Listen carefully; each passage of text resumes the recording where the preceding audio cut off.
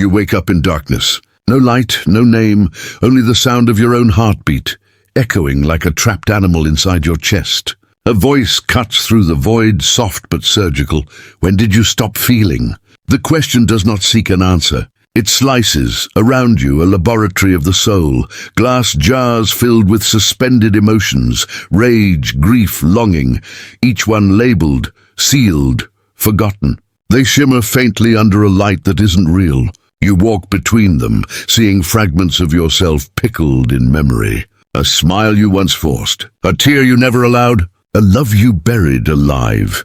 The narrator's tone is not cruel, it's almost merciful, the way a doctor might describe a terminal illness. They call it emotional detachment, a shield that once protected you from pain, until it began to consume you. It hardened your empathy into logic. It sterilized your soul.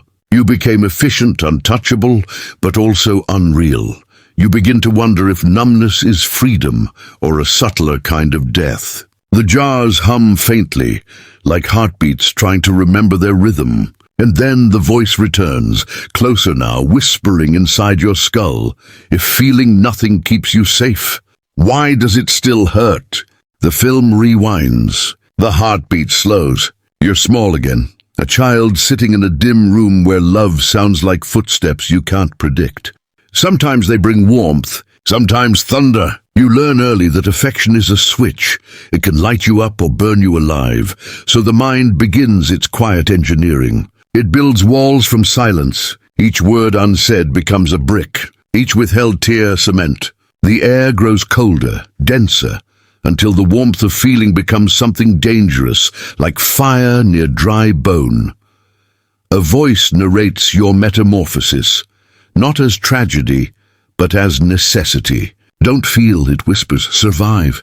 You obey. Because in that house, emotion was not language, it was punishment. One night you finally understand. Crying doesn't bring help, it brings noise. So you stop, you freeze. And in that instant, the world applauds your composure, not knowing it's the funeral of your empathy. A small reflection flickers across the window, a child staring back, skin slowly turning to stone. The first fracture has begun, delicate, beautiful, irreversible, and the voice sighs through the cold, and once you've learned not to feel, how do you ever unlearn it? Adulthood doesn't arrive with fanfare. It seeps in quietly, like frost through an open window. You wear your silence like armor now, polished and admired. The world calls it discipline. They call it strength. They call it composure. But you know better. It's the same numbness, refined, rebranded, repackaged as success. You move through crowds like glass, transparent, flawless, untouchable. Every emotion is filtered, calculated, sterilized before it reaches your face. You speak in measured tones, smile on command, and they mistake your stillness for control. They never notice the cost. Psychologically, it's elegant. Repression turned into performance. You've mastered logic, perfection, the illusion of peace. You make lists, plans, systems, anything to drown out the noise of feeling. Yet beneath the calm, the body keeps its archive.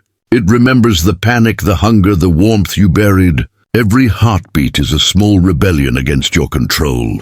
Under your porcelain skin, veins of ice glitter faintly, beautiful and dead. You mistake the chill for serenity until it begins to ache. The narrator's voice cuts through the frost, soft and merciless. Control is beautiful, until you realize it's just another kind of cage. They start to admire you, the calm one. The one who doesn't flinch, doesn't break, doesn't beg. They call you unshakable, as if numbness were a virtue. You learn that silence earns respect faster than truth ever could. So you polish your detachment, make it shine. You become the mirror they can't look away from, smooth, reflective, but empty. At meetings, in rooms full of noise, you speak little. They mistake your stillness for wisdom. They don't see the exhaustion behind your eyes, the constant effort of staying untouched. The applause sounds distant, like rain behind glass. Praise becomes static, a hiss that drowns out the faint memory of what it felt like to care. The world bows to your control. They fear your composure because it reminds them of their own chaos. But you know the truth, psychology never fully admits. The detached are not powerful and they are tired. Tired of losing pieces of themselves each time they tried to feel. Tired of surviving when all they wanted was to live. The voice returns, quieter now, almost tender. You became untouchable, but also unreachable. The screen glows with sterile perfection. Polished offices, curated smiles, champagne poured over empty laughter. Success gleams like a surgical instrument, sharp, clean, cold. You've built everything they told you to chase, power, beauty, control, and yet every room feels like an echo chamber where no one truly speaks. The narrator's tone drips with quiet disillusionment. This is the age of the untouchable, it murmurs, where numbness is the new religion. Empathy has become a liability, kindness a performance. Love turns into contract, intimacy into data exchange. Everyone is selling connection while dying of disconnection. The culture rewards you for being distant. The colder you grow, the more they worship your composure.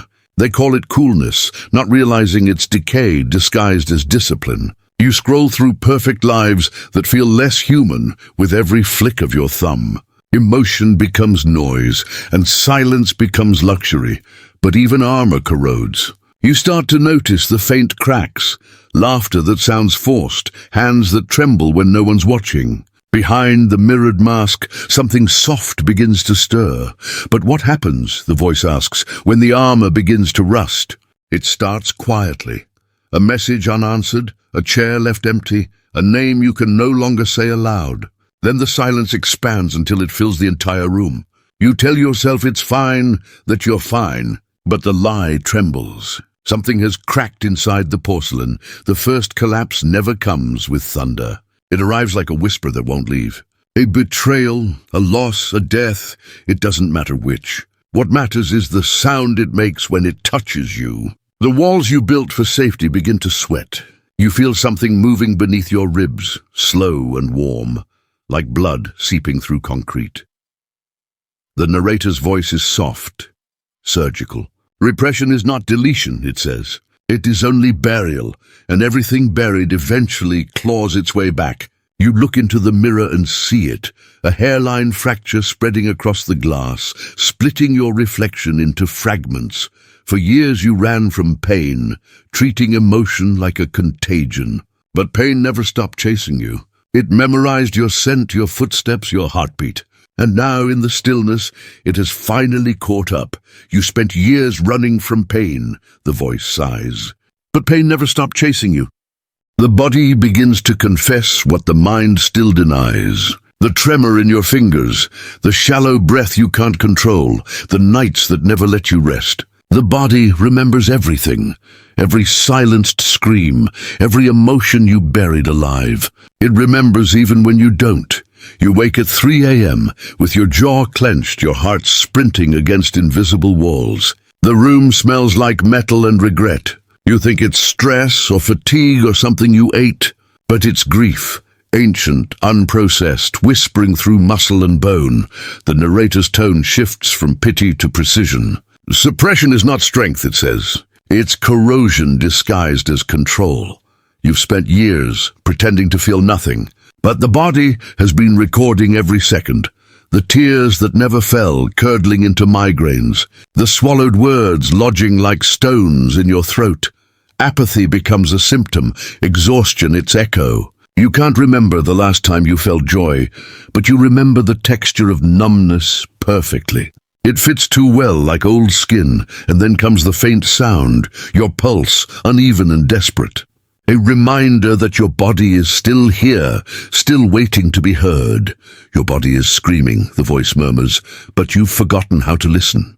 You try to speak again, to feel again, but the words leave your mouth like dust. Every conversation sounds rehearsed, every smile borrowed. You reach out, but your hands hover just above the warmth of another human being, unable to land. Touch feels foreign, like pressing your palm against glass.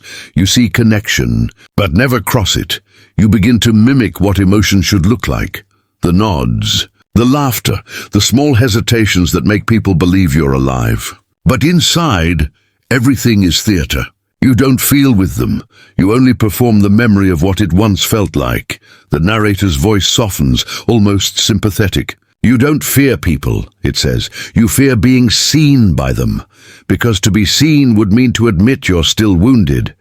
That beneath the calm, something still bleeds. So you choose silence, distance, safety. But isolation is not peace. It's anesthesia. The longer you stay untouched, the more you dissolve. Your own skin becomes foreign, a surface you inhabit, not a home you belong to. And when you finally look in the mirror, there's a stranger looking back, perfectly controlled, beautifully empty. You can't touch others, the voice concludes, if you no longer exist in your own skin. You stand in a room that feels like memory, walls the color of old photographs, air heavy with dust. There is no music. No mourners, only the sound of your own breath circling back toward you. This is not a real funeral. It's quieter, crueler. It's the kind where no one notices the body has gone missing because it's still walking. You watch as your empathy is lowered into the ground. No flowers, no eulogy, only the silence of something sacred being forgotten. Every kindness you once felt, every tremor of care, now lies beneath the soil of self-control. You thought you were mastering yourself, but you were only rehearsing how to die slowly, without ever leaving a corpse.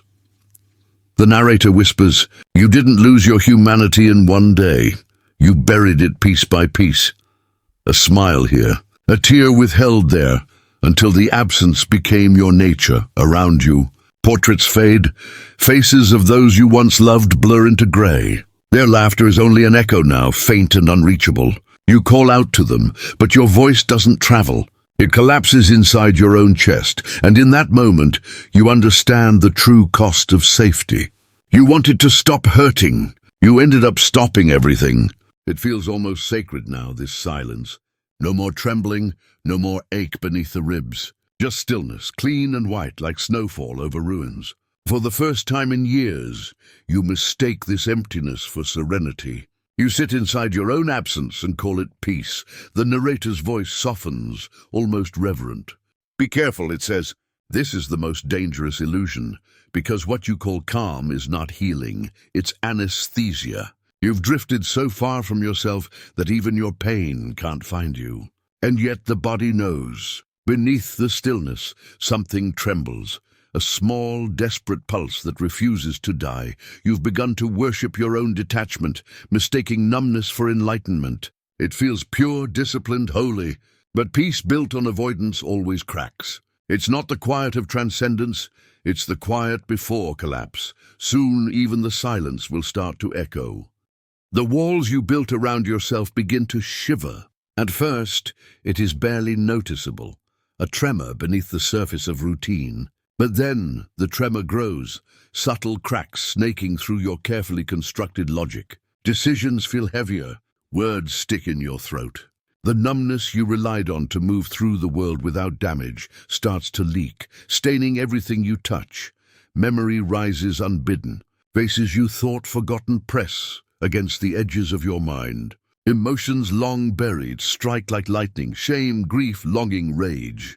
They bleed into your ordered day, turning schedules into chaos, precision into panic. You try to compartmentalize, to analyze, to push it back down, but the force is relentless. The narrator's voice cuts through the storm, low and haunting. Control was never strength. It was fear with discipline. Glass walls shatter around you in slow motion, the sterile corridors of your life melting into a riot of color and sound, chaos masquerading as liberation. The cold armor cannot hold. The voice whispers with quiet inevitability, you can't stay frozen forever. It begins like a flood breaking through rotten wood, one crack then another, until everything bursts. Every emotion you've strangled crawls back to the surface, starving, furious, alive.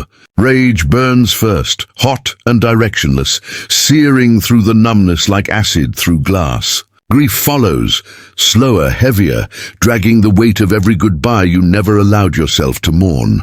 And then longing, soft, unbearable, endless. You fall beneath it all. There is no logic here, no control, only the body convulsing under memory's tide. You are drowning in everything you refuse to feel. But as your chest tightens, a voice whispers through the water, "Let it hurt." That's the only way back. You stop fighting. The water fills your lungs, and for the first time in years, you breathe. Pain becomes oxygen. The drowning becomes a kind of rebirth, and when you finally rise, trembling and soaked in your own honesty, you understand the truth you always feared. Feeling again means bleeding again. You stand before the mirror, hands trembling, eyes wide. The surface that once reflected perfection now ripples with fractures. Calm smiles twist into grimaces. Success bows under the weight of its own illusion. Beauty melts like wax under an unseen flame. Every mask you wore, every armor you believed invincible, shatters in slow, inevitable fragments, and then you see it, the child you abandoned long ago. Small, pale, trembling eyes wide with fear and curiosity. The one who first learned that feeling was dangerous. That pain demanded silence. That love was conditional, fleeting, fragile. This child does not judge. This child only waits, patient and broken. Beneath the rubble of your carefully constructed self, the narrator's voice softens. Reverent, this is where strength begins, where denial ends. Integration is not swift. It is not clean. It is the slow gathering of scattered pieces, the gentle reconciling of past with present, of fear with courage. You realize at last that you were never irreparably broken. You were not erased. You were only buried, waiting for the moment to rise again. You were never broken, the voice whispers. You were just buried. Warmth returns slowly, like sunlight creeping through a fractured window. You notice it first in your chest, a gentle, insistent pulse that feels unfamiliar yet comforting. Each breath draws it deeper, unraveling the tension that years of suppression had knotted in your muscles and bones. You feel the edges of your own skin again, the subtle weight of your body, the faint hum of life vibrating through nerve and sinew. The narrator's voice is patient, almost tender. To feel is not to drown. It is to reconnect with yourself and with the world that waited quietly for your return. Vulnerability is no longer a threat, but a tool, a bridge. Empathy seeps back in, cautious at first, brushing against memories like a hesitant lover. Emotional regulation, once forgotten, reasserts itself, a map emerging from chaos, guiding you through the storm you have long avoided. Connections you thought impossible begin to form. Each gesture, each glance, each hesitant word carries meaning again. The cold frame you once inhabited softens under this gentle warmth, and for the first time in years, you are not afraid of what you feel. You begin to see, to feel, and for the first time, that doesn't scare you. You reach toward others cautiously, as if stepping on fragile glass. Their joys, their fears, their sorrows brush against your skin like fire, and for the first time in years, it stings. Empathy is not a gentle return. It is an open wound, raw and trembling, exposed to the world's sharp edges. You feel their laughter as a pulse in your chest, their grief as a weight pressing into your ribs. Every act of connection cuts you, even as it nourishes you. The narrator's voice hovers, reverent and grave. Empathy is sacred. It demands sacrifice. It is dangerous, and yet it is the only path back to life. Detachment had offered safety, a perfect, unfeeling armor. But safety was emptiness, and control was a cage. Now with each touch, each shared glance, each unguarded moment, you remember what it means to be alive, to bleed, to ache, to belong, and though the pain is sharp, it is honest. It carries a beauty that numbness could never offer, a truth that whispers in every thrum of your heart. To be human is not to be untouched. Maybe to be human is to ache. Beautifully, the myth of being untouchable dissolves before your eyes. You once believed that numbness was strength, that the absence of feeling shielded you from harm. But the truth is sharper, colder. Detachment did not protect you. It imprisoned you. Every barrier you erected, every emotion you denied, created a solitude so complete it began to feel like a second skin. You were not strong. You were invisible, isolated, a ghost among the living. The narrator's voice pierces the quiet, firm yet compassionate. Real power is not immunity. It is endurance. It is the courage to feel, to confront the torrent of life, and to emerge intact, bruised, yes, but still whole. The strength you crave is not in deflection or silence, but in the willingness to meet the world's chaos without flinching. To stand among the living while your heart still trembles. Every pulse, every pang, every burst of grief or joy is a testament. Numbness was a lie disguised as armor. Feeling is not weakness. It is proof, undeniable, sacred, that you are still alive. To feel is not weakness. It's proof you're still alive. Emotion, once a threat, now bends to your will. It is no longer something to suppress or flee from. It is a lens through which you perceive, a compass guiding action, a tether connecting you to the world. Compassion, once mistaken for weakness, reveals itself as strength. To feel deeply is to navigate chaos with clarity, to move through suffering with intention rather than fear. Every tear shed, every tremor of joy, every pulse of empathy is a tool sharpened by experience. Honed by survival, the narrator's voice steadies, grounded and clear, shedding the ghostly cadence that haunted earlier chapters. Power is not the absence of feeling, it is the mastery of it. It is the courage to be vulnerable without being destroyed, to touch without being consumed. Your once sterile world blossoms with color. The cold walls of isolation replaced by living textures, warmth, connection, resonance. You are no longer untouchable. The armor has fallen. What remains is not perfection, nor invulnerability, but something far greater, presence, reality, humanity. You are no longer untouchable. You are real. The camera pulls back and the world exhales. Sterile corridors dissolve into streets humming with life, walls glowing with warmth, air thick with the scent of rain and earth. You notice the small details you once ignored, the unevenness of a smile, the tremor in a hand, the imperfect rhythm of footsteps. Laughter spills freely, not curated, not measured, raw, human, alive. Imperfection becomes beauty, fragility becomes presence, and every heartbeat resonates with weight, significance. In truth, the narrator's voice softens, reverent, as if acknowledging a long-forgotten secret. The miracle of ordinariness is that it is everything. Feeling makes life heavy, yes, but it is precisely that weight that makes it real. The cure for numbness is not strength, it is surrender. To yield, to let the pulse of life enter without defense, is not failure. It is awakening, and in that surrender you find a beginning you never thought possible. You step forward, eyes open, heart exposed, ready to live as yourself, messy, tender, human. And so, you begin again. Voice lowers to a whisper, almost intimate, brushing against the edges of your consciousness. You wanted to be untouchable. But to feel nothing is to be already gone. The world holds its breath. Silence drapes over everything, thick and contemplative, not as an end, but as recognition. You see the stillness around you, the empty rooms, the fading echoes, the ghosts of a self long hidden, and understand that absence was never protection. It was erasure. The narrator's tone softens further, a quiet revelation threading through the hush. Detachment shields you from suffering, yes, but it also severs you from joy, from warmth, from the raw, unfiltered pulse of existence. You feel the first stirrings of life beneath your ribs, subtle, persistent, insistent. A heartbeat returns, faint but steady, reminding you that you were never truly lost, only dormant. The screen darkens gradually, leaving only the pulse lingering, a testament to survival and restoration. And finally, the line lands, gentle, resolute, and full of gravity. You are safe now, not because you're numb, but because you're whole.